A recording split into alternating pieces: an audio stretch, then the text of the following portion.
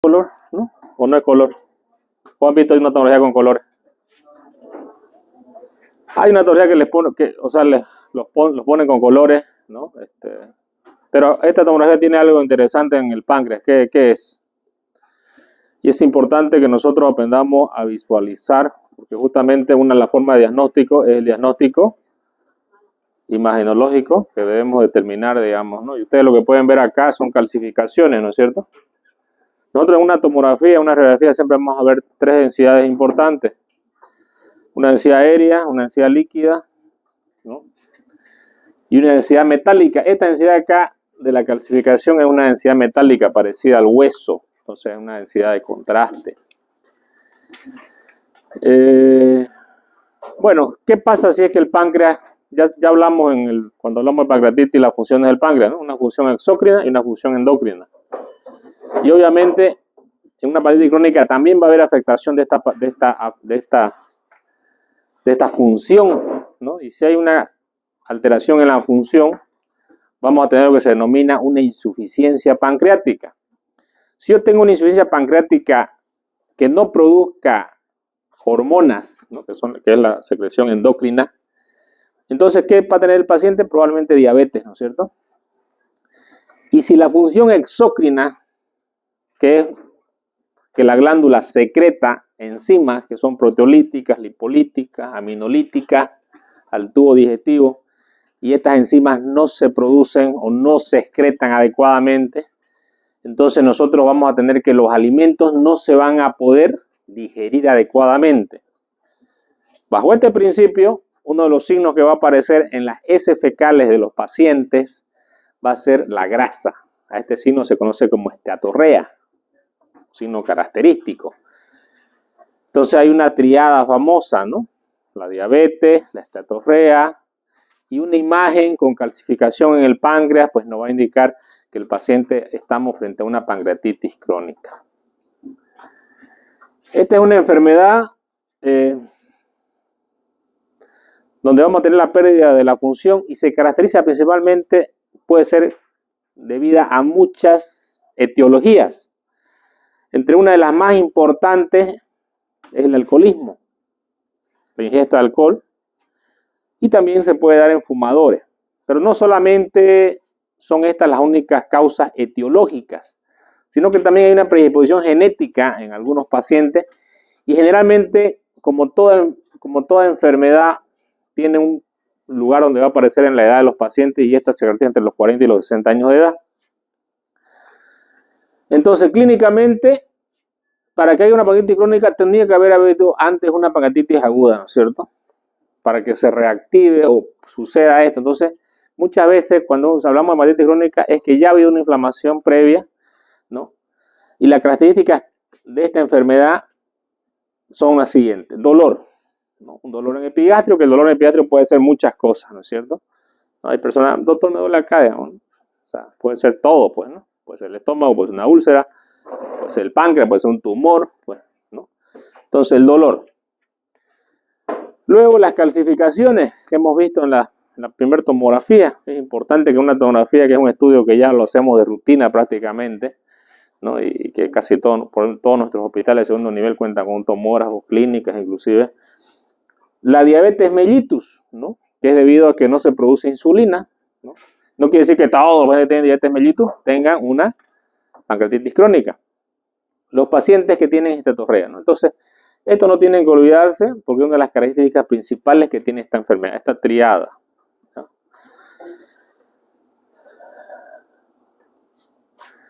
Esta enfermedad puede ser infradiagnosticada, ¿no es cierto? Cuando hablamos de una enfermedad infradiagnosticada, significa que podemos pensar que es otra patología, ¿no? Y no pensar en una pancreatitis crónica, ¿no? Porque muchas veces para llegar al diagnóstico, estos síntomas que tiene el paciente pueden presentar muchas otras enfermedades. Entonces, por eso es una enfermedad infradiagnosticada. Sin embargo, es importante tener en cuenta la triada que nos va a decir que esta enfermedad, la esteatorrea, ¿no? Ya nos indica que hay una insuficiencia para la absorción de grasas. No es normal que los pacientes en las heces expulsen grasas, ¿no? Y esta grasa se va a ver como las famosas gotitas de aceite, ¿no? Esto es, ¿no?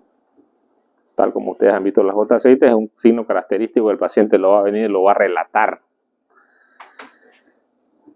A esto puede estar asociado a una diarrea, ¿no? Debido a esto, la diabetes, ¿no? Y este signo, ¿no? En una radiología simple, nosotros podemos ver ahí calcificaciones en el lugar donde se encuentra el páncreas. Nosotros tenemos que tener estas imágenes grabadas y estos 3 signos claros para tenerlo en cuenta. El manejo del paciente es un manejo multidisciplinario, que tiene esto que intervienen muchos médicos, ¿no es cierto? Tenemos al endocrinólogo, tenemos al cirujano, médico internista, el nutricionista, ¿no? Las licenciadas, un sinnúmero de médicos que van a estar a cargo de tratar esta enfermedad, porque hay que diagnosticarla adecuadamente y hay que valorarla. ¿Cuál es la etiología de la pancreatitis crónica? Dijimos que la principal causa es el alcohol, o sea, el alcoholismo crónico, ¿no? Pero también pueden haber obstrucciones a nivel distal, pequeñas obstrucciones, que es muy raro. El trauma también puede ser una causa de una pancreatitis aguda y que quede el paciente con una pancreatitis crónica. El páncreas divisum, la hipertrigliceridemia, la pancreatitis autoinmune, ¿no? Esto que cada vez, de repente antes, hace 100 años, habían estas enfermedades autoinmunes, pero probablemente quizás no se diagnosticaban, ¿no? O quizás son enfermedades de este nuevo ciclo, ¿no? ¿Por qué no decirlo? Porque tenemos muchas enfermedades autoinmunes que aparecen en las personas. Y es debido a que algún anticuerpo va y quiere agredir el mismo páncreas, ¿no? Como pasa en la hepatitis autoinmune, que también lo vimos, ¿no? Idiopática significa sin ninguna causa aparente. Y el tabaco. Y tenemos por último la pancreatitis hereditaria, que está un poquito más rara y hay una predisposición genética para hacer esta pancreatitis. Solo para recordar nomás, el páncreas tiene 2 conductos importantes. ¿Cuáles son? El Wilson y el Santorini, ¿no? El Wilson es uno de los conductos más grandes que va a tener el páncreas. ¿Y qué es lo que lleva el conducto de Wilson hacia el duodeno? Lleva toda la secreción pancreática, es una secreción rica en enzimas que son proteolíticas, que deshacen la proteína, los almidones, los lípidos, ¿no es cierto? Y puede haber algún defecto también a nivel de la excreción y también puede ser también causa de esto, ¿no? Aquí nosotros podemos ver la secreción al duodeno y en esta fotografía que ustedes pueden ver aquí, esto es como se ve en la endoscopía, ¿no es cierto? La papila, la ampolla de Vater que se llama, ¿no? Y la papila menor, ¿no? Del conducto de Wilson. Bueno, lamentablemente esto es una de las causas. El trauma, que aquí tenemos una clasificación de todos los traumas que pueden haber de pancreáticos, ¿no es cierto? Y se van a dividir en grados, ¿no? Porque van de acuerdo a la lesión del conducto de Wilson. Ya a partir del grado 3 es una lesión, hablamos del grado 4, ya con una lesión de la cabeza del páncreas, y grado 5 donde hay una lesión completa de la cabeza, y obviamente cada una de estas lesiones van a tener un tratamiento quirúrgico especial. Los factores de riesgo. Bueno, la etiología de la pancreatitis crónica ha sido simplemente dividida en 3 categorías básicas. Una pancreatitis crónica alcohólica, que representa un 70-80% de los pacientes. Entonces, si yo quisiera hacer prevención, pues le diría no beban, no les pancreatitis. O beban, pero beban agua, digamos, o beban refresco, no sé, pero no beban alcohol. La pancreatitis crónica idiopática, que viene a ser un 20% de las otras, ¿no? Que entre estas pueden estar las autoinmunes, ¿no? ¿Y qué se necesita para tener una pancreatitis crónica? ¿No? Aproximadamente que yo consuma 60 gramos de alcohol al día, ¿no? Todos los días, durante cierto periodo de tiempo, pues esta persona va a llegar a ser una pancreatitis crónica. A los pacientes que ingieren alcohol se conoce como una enfermedad enólica, ¿no? Enolismo crónico, ¿no? Nosotros estamos en el hospital, tenemos que usar siempre terminología médica, ¿no? Somos estudiantes de medicina, futuros médicos, pues, ¿no? Y bueno, algunas veces se les salen otras palabras. Bueno, a mí también algunas veces me salió, digamos, ¿no? Pero Es importante usar siempre la terminología para aprender a acostumbrarse a hablar con este léxico médico. ¿Cuáles son los factores de riesgo etiológicos asociados a la pancreatitis crónica según la clasificación de TIGAR-O? Que este es un memotécnico, si ustedes quieren, ¿no? Un memotécnico para que ustedes se acuerden de la etiología. La T, TIGAR-O.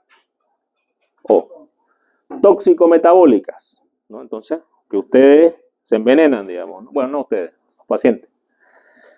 Ingieren alcohol, tabaco, ¿no? También puede ser en pacientes que tienen algún problema de metabolizar el calcio y tienen hipercalcemia o hiperlipidemia, ¿no? Que también esta es una enfermedad genética, ¿no? Que algunas personas la pueden desarrollar en el transcurso de su vida. Insuficiencia renal crónica, fármacos y tóxicos. Los idiopáticos, que viene a ser ahí, ¿no? Pueden ser la hepatitis crónica no asociada a ninguna mutación genética, inicio precoz, inicio tardío, enfermedad tropical. Y los genéticos que están ligados a estos genes, ¿no? Que tenemos el PRSC1, el PRSC2, el SPINK1, SFRT. Tenemos la autoinmune, ¿no? Que tenemos el tipo 1 y el tipo 2. Tenemos la pancreatitis crónica recurrente y la pancreatitis aguda, ¿no? Que generalmente el paciente, después de haber tenido una necrosis pancreática y haber mejorado, el paciente reagudiza nuevamente la pancreatitis aguda. Probablemente por una enfermedad vascular isquémica o también puede ser post-irradiación, ¿no? Post alguna radiación que el paciente haya tenido, puede ser radioterapia. Luego hablamos de la obstructiva, que se debe a un páncreas divisum. ¿Qué es un páncreas divisum? Es un páncreas que está dividido, pero nació el paciente con esta alteración, entonces no tiene un buen drenaje de los conductos, ¿no? Tenemos nosotros un esfínter a nivel de la excreción del conducto de la ampolla de Vater. A este esfínter se lo conoce como esfínter de Oddi, ¿no? Entonces, si este esfínter funciona inadecuadamente, va a haber una disfunción de este esfínter, lo que va a causar obstrucción, ¿no? Y esa obstrucción puede llevar a la pancreatitis crónica. Y luego tenemos la obstrucción ductal por tumor, ¿no? Y las lesiones periampulares o lesiones postraumáticas que puede tener el paciente. La patogenia, ¿no? Significa qué es lo que sucede a nivel de la glándula para que se desarrolle la pancreatitis crónica, ¿no? Y esta lesión obviamente que vamos a tener en la glándula, que la glándula tiene células que van a producir los acinos pancreáticos que producen hormonas, ¿no? Entre ellas una de las principales, la insulina, el glucagón, somatostatina, ¿no? Péptido de nivel vasoactivo. Vamos a tener que va a haber una alteración. Y también aquellas que producen las enzimas pancreáticas también va. Entonces estas células que son células especializadas en producir enzimas pancreáticas, ¿no? Para la excreción exócrina, y las que tienen la función de excretar hormonas, ¿no? Se van a ver alteradas y obviamente van a ser reemplazadas por tejido fibrótico, ¿no? Es lo que sucede en el hepatocito también, ¿no? Cuando hablamos de la cirrosis, por ejemplo, ¿no? O sea, hay un reemplazo de tejido hepático por tejido conectivo. El tejido conectivo, ustedes saben, no tiene ninguna función. Y obviamente el grado de insuficiencia pancreática va a estar debido a la lesión de toda la glándula o parcialmente, ¿no? Muchas veces se dice que inclusive con un 30% de función de la glándula pancreática, el paciente no hace ni insuficiencia pancreática, ni exócrina, ni endocrina, ¿no? Y eso nosotros lo sabemos porque hemos visto pacientes donde a veces les resecamos cierta parte del páncreas y los pacientes lo vemos hasta el día de hoy, el paciente está con una función pancreática, exócrina y endocrina normal. Pero cuando está todo el tejido afectado, pues en ese caso, lamentablemente, ya esto está avanzado, ¿no? Entonces tenemos las hipótesis que son una secuencia de necrosis y fibrosis, ¿no? Se necrosa la célula y se fibrosa, ¿no? Y obviamente esto se da a un periodo inflamatorio. Tenemos otra hipótesis que es un evento centinela, donde ocurre de pronto una pancreatitis aguda, ¿no? Y esto es el modelo de 2 golpes, ¿no? Ocurre un episodio de pancreatitis aguda, esto causa que haya infiltración a las células inflamatorias y activación de las células estrelladas pancreáticas. Y la lesión o el estrés en curso impulsa a una fibrosis a través de las células inmunes activadas, ¿no es cierto? Entonces esos son los dos golpes, ¿no? Primero la inflamación y luego viene la fibrosis debido a la activación de células autoinmunes. Y se ha propuesto otra, ¿no? Un efecto metabólico tóxico directo de los factores ambientales, ¿no? Que esta generalmente se debe al alcohol y al tabaco, ¿no? Que se cree que estos tóxicos a nivel del páncreas van a producir ciertas calcificaciones a nivel de los canalículos y van a producir obstrucción también. Por último está el estrés oxidativo debido a los radicales libres en las células acinares, que da lugar a la oxidación de los lípidos de la membrana y a la expresión de los factores de transcripción, con la liberación de citosina, de factores de necrosis tumoral alfa, ¿no?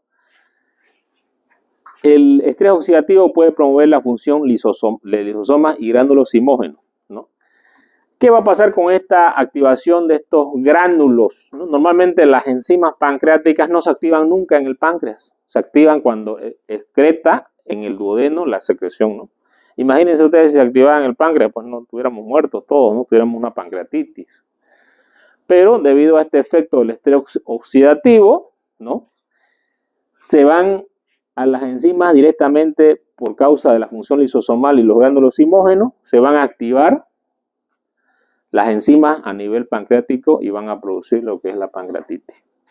Esto va a causar la inflamación, necrosis de las células acinares, posteriormente inflamación, y esta inflamación cuando sana se va a fibrosar.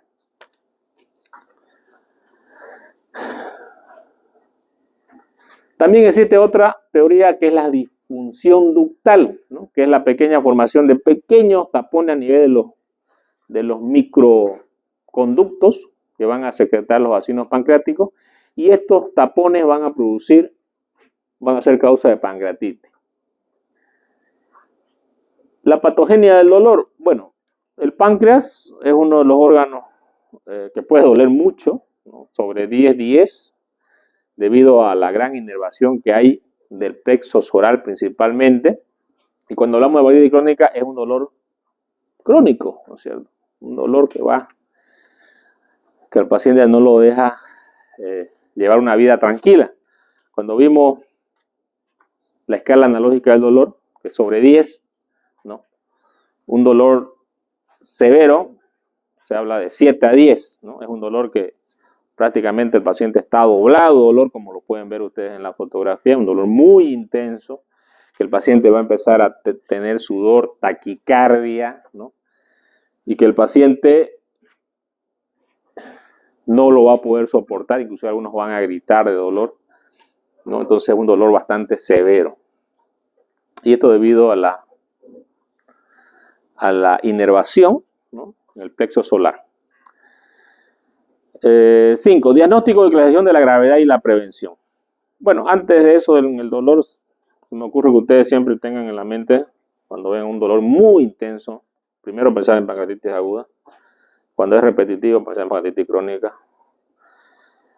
Y el dolor más fuerte de los tumores, cuando hablemos de cáncer de páncreas, es el dolor más intenso, es el cáncer de páncreas. Es uno de los dolores más intensos. Tan intenso que los pacientes han llegado a suicidarse para no sentir el dolor. Entonces, para que uno llegue a querer suicidarse es debido a que ya no soporta este dolor, ¿no? Eso principalmente en los pacientes que tienen cáncer de páncreas. Muy bien.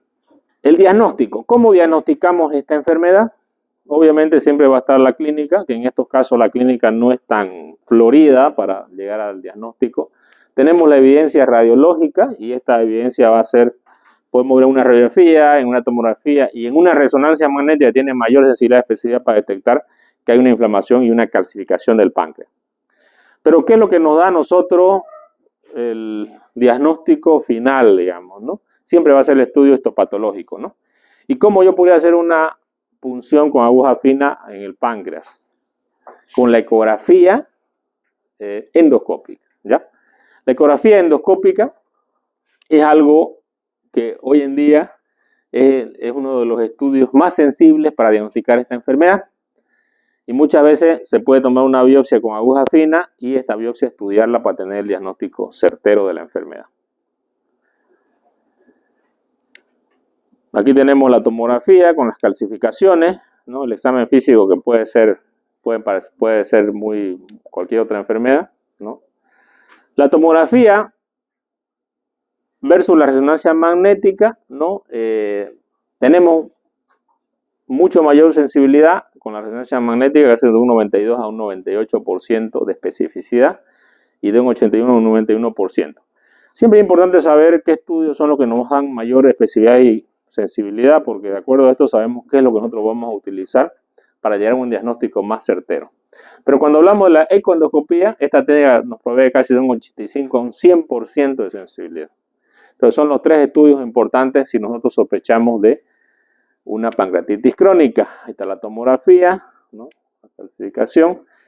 También en algunos casos puede haber dilatación de los conductos pancreáticos, ¿no? Bastante dilatados, aquí como se puede observar en esta fotografía, fíjense, bastante dilatado, ¿no? Bastante dilatado, ¿no? Esta es una... Antes hacíamos mucho lo que se llama la RCP para el diagnóstico de esta enfermedad, pero ahora ya hay la colangioresonancia magnética, donde se puede ver los conductos biliares y pancreáticos con resonancia magnética. ¿Cuál es la complicación de la RCP? El paciente puede hacer pancreatitis, ¿no es cierto? Entonces, prácticamente la RCP o la CPRE está siendo desplazada por la resonancia magnética que hoy en día ya la tenemos a disposición. Inclusive tenemos en el hospital, pero creo que anda a media máquina, pero también hay en centros privados, ¿no es cierto?, para hacer este estudio. Pruebas funcionales directas y pruebas funcionales indirectas. Estas pruebas funcionales directas generalmente van guiadas a ver las enzimas que secreta el páncreas. Para que el páncreas secrete enzimas pancreáticas tiene que haber la estimulación de una hormona que es la secretina, ¿ya? O la colecistoquinina. Y obviamente se va a recoger estas enzimas pancreáticas, ¿no? A esta prueba se conoce como la prueba de Lutz, pero esta técnica es un poquito laboriosa y quizás no está muy disponible en los centros, ¿no? Tenemos las pruebas funcionales indirectas, ¿no? Que generalmente son el patrón de oro para ver la absorción de los alimentos en el paciente. Y generalmente se valora la grasa en las heces recogidas durante 72 horas, ¿no? Y obviamente tiene que tener cierto nivel. La prueba de aliento también del 3-DC triglicérido mixto podría ser una alternativa adecuada al coeficiente de absorción de grasas para el diagnóstico de insuficiencia pancreática exócrina. En el contexto de una pancreatitis crónica existen pruebas no invasivas que miden los niveles enzimáticos en las pruebas fecales, como la determinación de la quimiotripsina o la medición de la elastasa 1 fecal, ¿no? Que generalmente se dice que tiene que ser, bueno, más de 200, ¿no? Pero con menos de 100, ¿no? Ya nosotros podemos sospechar de que este paciente no secreta adecuadamente esta enzima y se trata de una insuficiencia exócrina, ¿no? A lo que clínicamente nosotros nos vamos a dar cuenta porque el paciente tiene las grasas en las heces que se llama esteatorrea. La gravedad se puede valorar con varias escalas, ¿no es cierto? Tenemos la escala de Cambridge, que se la ha usado también en la pancreatitis. Tenemos la escala de Rosemont, pancreatitis crónica. Tenemos la versión de Maney, que se usa para peritonitis, pero también se la puede aplicar acá, ¿no?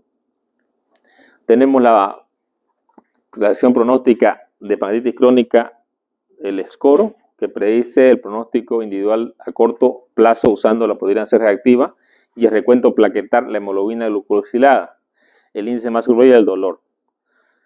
No existen estudios prospectivos que hayan validado diferentes clasificaciones pronósticas de todos los sistemas propuestos en las clasificaciones de Maney y Bucher son las que aportan mayor información pronóstica. Entonces las más utilizadas, aunque Maney no se utiliza para tanto para pancreatitis crónica, se usa también para peritonitis, son de las que la de Maney y la de Bucher las que más se utilizan. ¿Y qué miden esta clasificación? Pues miden el dolor que va a tener el paciente, ¿no? Miden también la imagen, ¿no? Cómo está el paciente, la insuficiencia pancreática y el grado de insuficiencia pancreática, y de acuerdo a eso se va a definir el pronóstico. También tenemos criterios ecoendoscópicos, la clasificación de Rosemont para diagnóstico de hepatitis crónica. Tenemos los parenquimatosos y los ductales, ¿no es cierto? Los parenquimatosos son del parénquima, donde vamos a tener focos hiperecoicos, estrías hiperecoicas, lobulidad, quistes. Y los ductales tenemos dilatación del conducto principal, irregularidad del conducto, márgenes hiperecogénicos, cálculos en los conductos principales y conductos secundarios. Bueno, la prevención, ¿no? Bueno, dejar de beber, dejar de fumar. Y si el paciente ya está en hepatitis crónica y no está completamente, una parte del tratamiento también sería que el paciente deje de ingerir bebidas alcohólicas, llevarlo a rehabilitación, claro que no es fácil, ¿no? Cuando ya la persona es alcohólica, llevarlo a rehabilitación. De hecho, muchos de nuestros artistas famosos que salen en la noche, alguno por ahí dice, yo quiero ser artista, ¿no? Yo no quiero ser, digamos, ¿no? ¿Por qué quiero ser? Porque ganan harta plata, ¿no? Bueno, quizá la plata no es la solución a los problemas, ¿no? Porque todos ellos mueren, la mayoría de ellos mueren solos, mueren con alguna adicción, alguna droga, ¿no? Y creo que esa no es la vida tampoco, ¿no? Bueno, aquí tenemos nosotros la menciones clínicas de la historia natural, una fase preclínica, ¿no? Que solo vamos a identificar factores de riesgo porque el paciente está totalmente asintomático, no tiene síntomas, ¿no?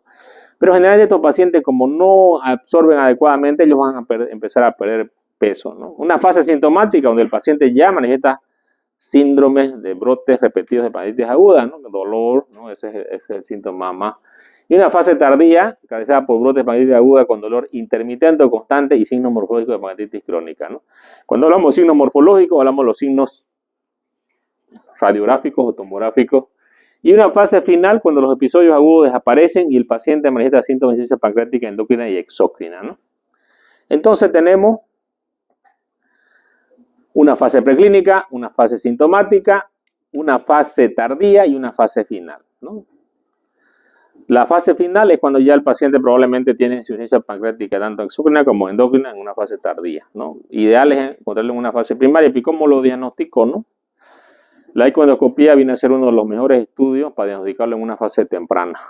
La ecoendoscopía y la resonancia magnética.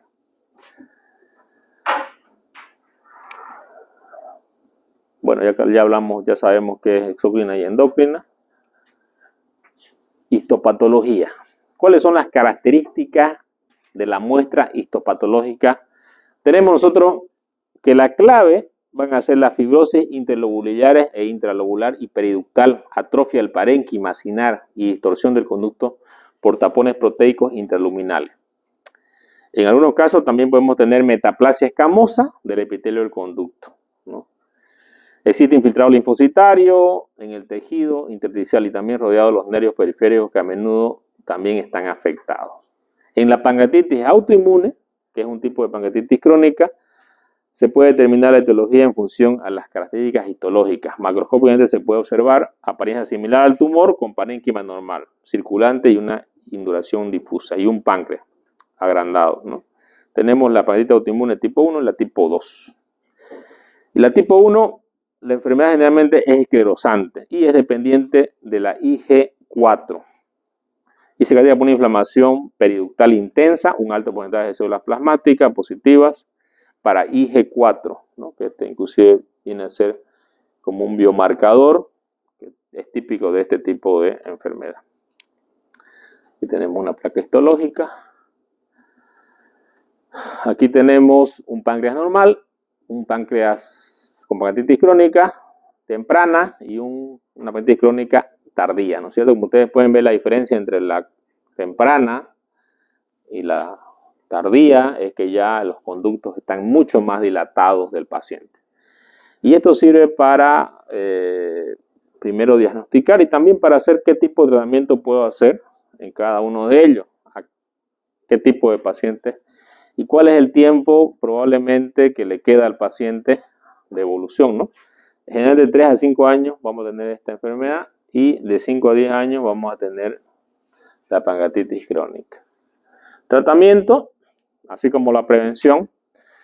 Cuando el paciente ya está en tratamiento, una parte importante del tratamiento, si ha sido debido al alcohol y al tabaco, es que deje la ingesta. Y si no ha sido, también que la deje, ¿no? Porque igual puede afectar el tratamiento, ¿no? Cese el consumo de alcohol y tabaco. Para esto necesitamos que el paciente entre probablemente a hacer un tratamiento, ¿no? En un centro de rehabilitación, ¿no es cierto? Donde tiene un psicólogo, psiquiatra, ¿no? Un montón de gente que tiene que sacar al paciente de esta adicción.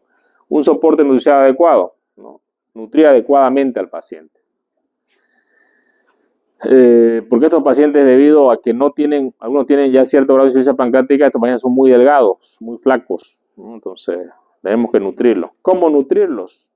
Debemos nutrirlos con nutrición enteral. Generalmente se pone una sonda que va de la nariz hasta el yeyuno, se llama nasoyeyunal, y se le administra al paciente preparados que tienen proteínas, lípidos, ¿no? Y todo lo que necesitamos para alimentación a nivel intestinal. Pero a ese agregado hay que agregarle enzimas pancreáticas, ¿no? Tenemos muchos productos que vienen en el comercio con enzimas pancreáticas, que son aquellos que ustedes deben conocer, el Enzigas, ¿no? Un montón, que tienen Digestogás, ¿no? Todas estas cosas tienen enzimas pancreáticas que ayudan a la digestión de los alimentos. Entonces, sí o sí tienen que ir con enzimas pancreáticas, ¿no? Aquí habla del soporte nutricional. Estos pacientes generalmente tienen insuficiencia de ciertas vitaminas porque como no pueden absorber, no se olviden que las vitaminas son liposolubles, ¿no es cierto? Todo ADK, ¿no? Vitamina E son liposolubles. Y al ser liposolubles, cuando uno ingiere alimentos con estas vitaminas y no tiene la función pancreática adecuada, el paciente va a tener también depresión de vitaminas, ¿no? Entonces se debe dar enzimas para que puedan ingerir esto, ¿no?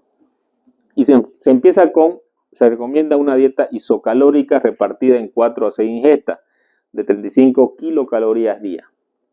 Normalmente nosotros a los pacientes le damos 50 kilocalorías por día, pero con estos pacientes se empieza con 35 y se reparte en 4 a 6 ingestas, ¿no? Entonces yo calculo, si pesa 70 kilos el paciente, 70 por 35, 2000 y tanto, ¿no? Ya. Ese 2000 y tanto calorías lo tengo que dividir en 4 a 6 ingestas. Si es en 4, pues 500, 4 veces al día, que tendría que ser cada 6 horas. Si va a ser cada 6, lo divido cada 4 horas, ¿no? Tengo que aportar de 1 a 1.5 gramos de kilogramos días de proteína, según el peso del paciente. Si el paciente pesa 70 kilos, ¿no? Estamos hablando, si es a 1, serían 70 gramos de proteína. Y si es a 1.5, 100, ¿no? 100 gramos de proteína al día. También tiene que tener el paciente 30% de grasas, ¿no? También carbohidratos complejos y una baja cantidad de fibra para prevenir posibles interferencias con los suplementos enzimáticos. No se recomienda una dieta especialmente baja en grasa, excepto en aquellos casos con insuficiencia pancreática grave, ¿no? O en caso de estatorrea. Es preferible aumentar la dosis de suplementación enzimática, ¿no? ¿Qué quiere decir esto?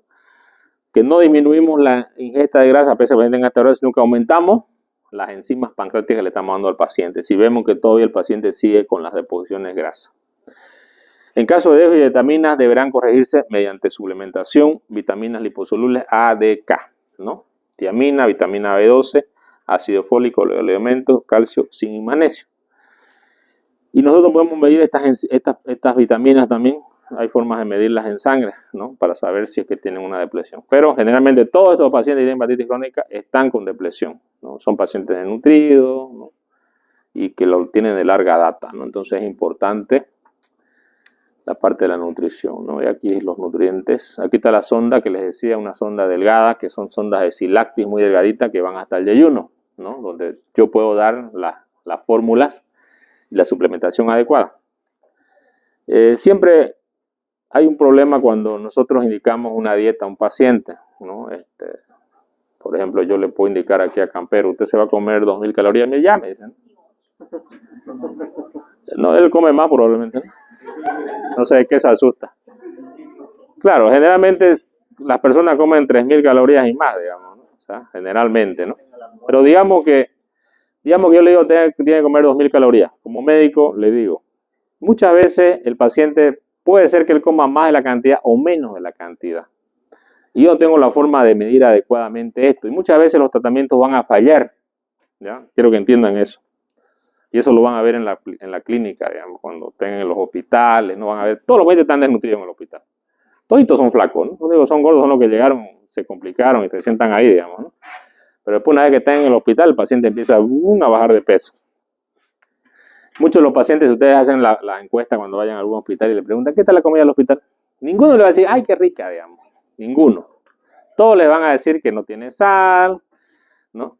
Y nosotros que manejamos pacientes quirúrgicos, y el paciente quirúrgico es un paciente que tiene hipercatabolismo, o sea, necesita más porque tiene que cerrar, ¿no es cierto? Cicatrices, ¿no? Entonces estos pacientes necesitan una cantidad mayor de proteína, ¿no? En la práctica nosotros nunca tenemos apoyo de los nutricionistas, ellos le miden supuestamente todo bien, digamos, ¿no? Y no, le están dando todas las proteínas que usted dice, que no sé qué, ¿no? Inclusive hasta en la parte privada no tenemos así. Porque yo en realidad no sé cuánto es lo que come el paciente, ¿no? El paciente puede llegar yo a su cuarto, a su cama, y el paciente está con un familiar, ¿no? Y el familiar es el que se lo come todo, digamos, puede ser, ¿no? O puede ser el paciente al lado. Yo no tengo una forma de medir, no tengo. Entonces cuando yo veo que el paciente sigue enflaqueciendo, o no le dan la cantidad necesaria de alimento, y una de las formas de estar seguro es con la sonda, con la aplicación de la sonda y darle la cantidad de requerimiento que el paciente requiere. Es una forma, si quieren ustedes, exacta de medir si lo estoy nutriendo adecuadamente, con la sonda, ¿ya? Entonces, en unos casos donde yo veo que no hay mejoras en cuanto al tratamiento de nutrición, tengo que colocar la sonda nasoyeyunal. Bueno, ya la insuficiencia pancreática dijimos, ¿no? Vamos a tener esteatorrea, ya sabemos que vamos a dar para el tratamiento. ¿Y qué vamos a dar para el tratamiento? Estas son las enzimas que vamos a tener que utilizar con los pacientes, ¿no? Y vamos a necesitar para la insuficiencia endocrina, muchas veces empezar con medicamentos como la metformina, dependiendo cuánto de insulina todavía produce el paciente. Cuando hablamos que el paciente ya no produce insulina, entonces vamos a tener que usar ya la insulina, ¿no es cierto? Que gracias al invento de la insulina, pues muchas personas se han salvado, ¿no? Porque antes, cuando no había la insulina, se morían, ¿no? Los diabéticos se morían, los diabéticos insulino dependientes. Cuando el paciente no es completamente insulino dependiente, puede responder a la metformina, a la sulfonilurea, y hoy día ya están las ripiglidinas, ¿no? Que estas ayudan a que no suban los niveles de glicemia, pero también ayudan al páncreas, que todavía funciona, ayudan a que esto, todavía estas células beta produzcan un poquito más, las estimulan para que produzcan insulina. Pero un rato de eso el paciente ya no produce más insulina, y en ese caso sí o sí el paciente tiene que ir a la insulina terapéutica de por vida. Para el dolor, que es otra causa del tratamiento, ¿no? Ya tenemos que nosotros saber qué tipo de dolor es, si es un dolor leve, un dolor severo, ¿no? ¿Qué vamos a hacer con el dolor? Nosotros tenemos los tratamientos escalonados del dolor, que generalmente empezamos con tratamientos como antiinflamatorios, paracetamol y metamizol, ¿no? No usamos opioides en el primer escalón, pero nosotros generalmente con estos pacientes ya estamos en el segundo escalón, e inclusive ya llegando al tercer escalón, donde usamos ya opiáceo, ¿no? Y también usamos como la morfina, oxicodona, cualquiera de ellos, ¿no? Para que el paciente ceda el dolor. Y bueno, podemos repartirlo en dosis, inclusive podemos empezar con dosis de tramadol de 240 miligramos al día repartido, que son dosis bastante altas, ¿no? En 3 dosis, ¿no? Y dependiendo cómo vaya el paciente, podemos ir subiendo de escalón hasta llegar al tercer escalón, donde ya usamos opioides de acción fuerte. El problema que tenemos que tener acá, el cuidado que tenemos que tener acá, que muchos de los pacientes después de uso periódico pueden quedar bajo adicción de los opiáceos, ¿no? Entonces debemos resolver la enfermedad que aqueja y produce el dolor. También existen tratamientos de infiltración, ¿no? Ahora, para tratar el dolor, ¿no? Y esto viene a ser la infiltración de los plexos. Esto se conoce también como denervación esplácnica toracoscópica, ¿no? O estimulación medular espinal. También la radioterapia la estimulación magnética transcraneal, y también la acupuntura, ¿no? Fíjense que está dentro de uno de los tratamientos en medicina, por si acaso, he sacado el libro, ¿no? También puede paliar el dolor, ¿no? Y también se hablan ahora de no solamente de dar terapias, sino que de las terapias cognitivo-conductuales. ¿Qué significan las terapias cognitivo-conductuales? Digamos, que también tenemos que ver las conductas del paciente y lo tenemos que enfocar desde el punto de vista psiquiátrico, ¿ya? Muchos de estos pacientes van a sentir depresión porque ellos no pueden, nadie puede vivir con el dolor constantemente, ¿no? Entonces, en algunos casos también usamos inhibidores de la recaptación de serotonina y noradrenalina, ¿no?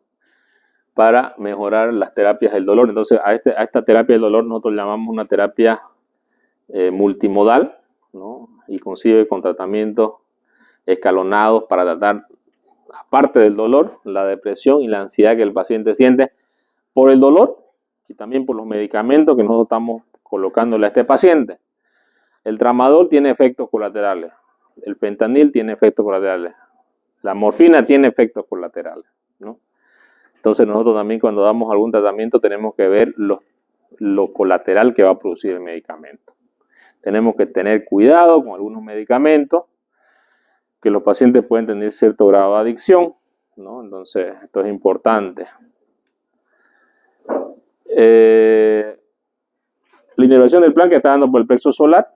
También existe un bloqueo que se puede hacer por vía quirúrgica, aunque algunos anestesiólogos también tienen el entrenamiento para hacerlo por vía posterior, llegan hasta el plexo solar y pueden alcoholizarlo con alcohol del 70% y las fibras nerviosas que son las que reciben los nervios a nivel del plexo solar quedar completamente sin dolor el paciente, ¿no? Pero el entrenamiento no es, como ustedes pueden ver, está cerca de la aorta, ¿no?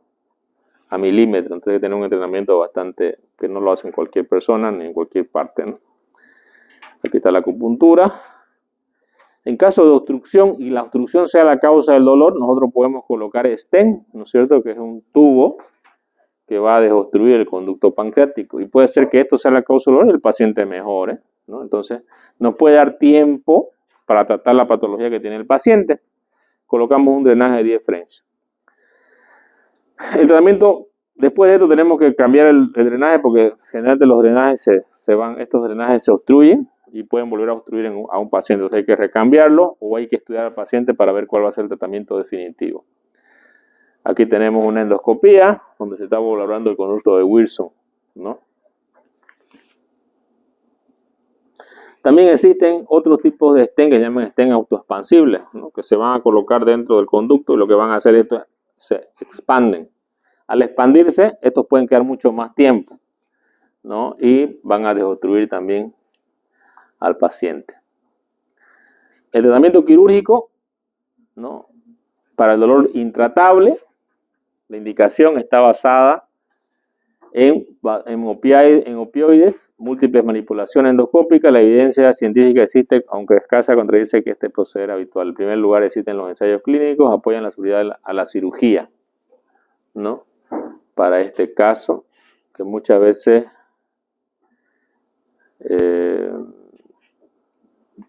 cuando se usa mucho tiempo de opioides, pues el problema es la adicción, ¿no es cierto? Entonces aquí tenemos, ¿no? un estudio de 266 enfermos con seguimiento, ¿no? Que ellos tienen factores asociados a tasa de reducción de dolor, corto periodo preoperatorio y la clínica de 3 años, ausencia de tratamiento de opioides previo y menos de 5 intervenciones endoscópicas, ¿no? Del mismo modo se han publicado 3 metaanálisis que demuestran una mayor tasa de reducción del dolor con la cirugía en fases tempranas, ¿no? Entonces, el tratamiento quirúrgico es la elección para el dolor intratable. Bueno, pueden haber sospechas de otras enfermedades como el adenocarcinoma. Para eso nosotros tenemos un marcador tumoral que es el CA19-9 que está muy elevado, ¿no? Podemos tener complicaciones locales porque puede haber obstrucción también del colédoco y el paciente puede tener ictericia, ¿no? Y para eso tenemos que drenar la vía biliar, ¿no? Bueno, ¿cuáles son las cirugías que se pueden realizar en los pacientes, ¿no? Aquí ustedes pueden ver la famosa cirugía de puesto, Gillespie. Cuando tiene un conducto pancreático muy dilatado, ¿no? Se abre el conducto de Wilson, así como ustedes pueden ver ahí, y se lleva un asa de yeyuno, ¿no? Se hace una pancreato yeyuno anastomosis, ¿no? Se lo coloca, entonces ya la secreción pancreática va a drenar directamente a asa de ayuno, que es una Y de Reus, ¿no? Ahí va. Se lleva una Y de Reus, ¿no? Esta es la asa pancreática que va a derivar en el intestino. Esta es la cirugía de puesto. También existen otras cirugías donde se ha resecado, de repente el problema estaba en la cabeza del páncreas y se hace una cirugía de Whipple, que es la pancreatoduodenectomía de la cabeza del páncreas, y se anastomosa el Wilson, ¿no?, al duodeno. Esta es la asa pancreática y aquí ustedes tienen la asa digestiva, ¿no? La asa biliopancreática, ¿no? Aquí en la anastomosis del hepático, anastomosis del Wilson, ¿no?, asa biliopancreática, que se... Claro, igual sale la vesícula, sale todo, ¿no? Todo este segmento, o sea, duodeno, páncreas, vesícula y vía biliar. Porque la vía biliar pasa por detrás del duodeno, entonces no queda el hepático, ¿no? Aquí tenemos la cirugía de puesto, una variante de la cirugía de puesto, igual, el hepático ayuno, aquí está la anastomosis, ¿no? Otra variante donde se hace un telescopado, se llama, ¿no?, un asa de ayuno para que salga la secreción pancreática adentro. Acá hay otras técnicas, yo no les voy a preguntar nada de estas técnicas, esto es más para los cirujanos, ¿no? Bueno, hay que ver los escenarios, la función, la forma de presentación clínica, cómo se presenta el paciente, si detectar que no haya malignidad, cómo yo detecto que no haya malignidad o sospecho de malignidad.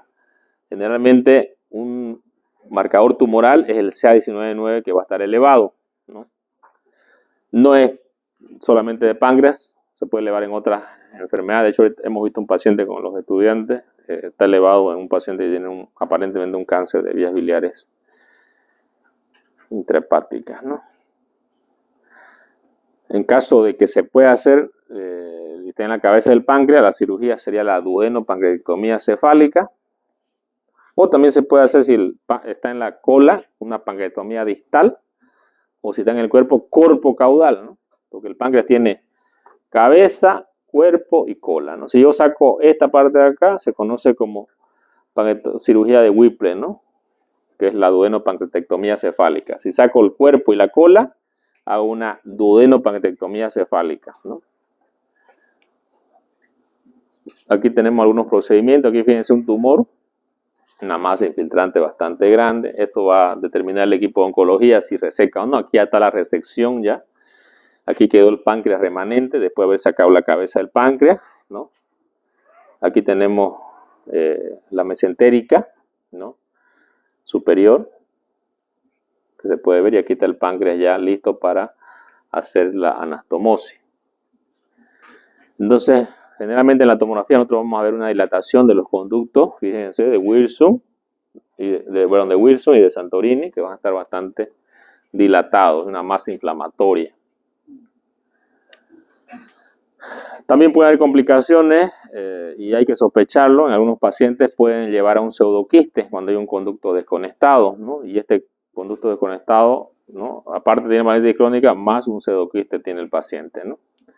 Y generalmente esto ya sabemos, el tratamiento va a ir a tratamiento quirúrgico, pero en algunos casos también puede ser neoplásico, ¿no?, a lo que se conoce como un cistoadenoma.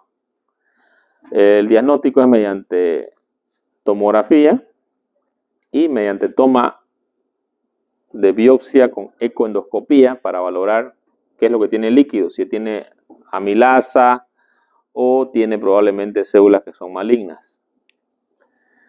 El tratamiento puede hacerse para los pseudoquistes, drenaje percutáneo, drenaje endoscópico transpapilar, que es este de acá, drenaje percutáneo ya saben, ¿no?, para afuera, drenaje quirúrgico, que es abrir hacia el exterior, ¿no?, o con una ecoendoscopía, meter el endoscopio, abrir el estómago y transmural va a entrar el líquido dentro del estómago, ¿no? Aquí tenemos el drenaje externo, ¿no?, del pseudoquiste, ¿no? Y también tenemos la cisto-gastroanastomosis, ¿no?, que es lo que vimos en la anterior clase también, que es la anastomosis del quiste al estómago, a la pared posterior del estómago, ¿no?, y la pared anterior luego la voy a suturar. Luego tengo la obstrucción biliar, que para la obstrucción biliar también puede el paciente hacer una colangitis, ¿no? En este caso tengo que drenar la vía biliar, puedo hacerlo mediante un drenaje percutáneo, transparente hepático, o también puedo hacerlo mediante RCP.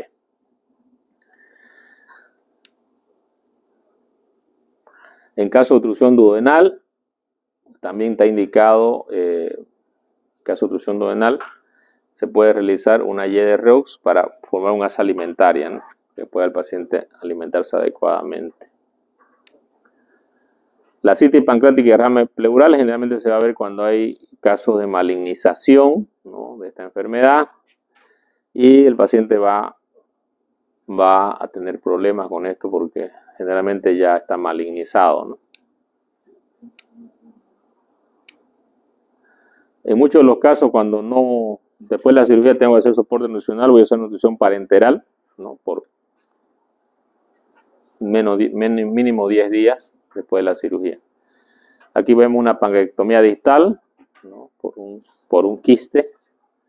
Está resecando la parte distal del páncreas. Puede haber hipertensión portal segmentaria, ¿no? También puede haber pseudoaneurisma, que son complicaciones como en la pancreatitis aguda, en la pancreatitis crónica también pueden haber estas complicaciones. Tenemos la pancreatectomía distal con preservación de vaso, ¿no? Que esta intenta preservar el vaso y no resecarlo, ¿no? Para los pacientes que tienen hipertensión portal, podemos usar los betabloqueantes que van a disminuir la hipertensión portal. Es un tratamiento vía oral que podemos utilizar.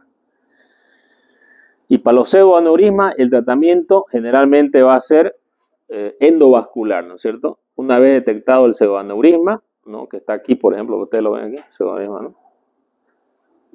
Entran y colocan un coil, ¿no? Que es como un tapón para que desaparezca el pseudoquiste, ¿no? Este es el pseudoquiste. Entonces, por cirugía endovascular entran y colocan un coil acá, ¿no? El único tratamiento más efectivo. Cuando se rompe un pseudoaneurisma, generalmente es mortal, ¿no? Todo esto ha sido extraído del libro de cirugía de la AEC, tercera edición, 2021. Muy bien, jóvenes. Este tema no entra por si acaso al examen.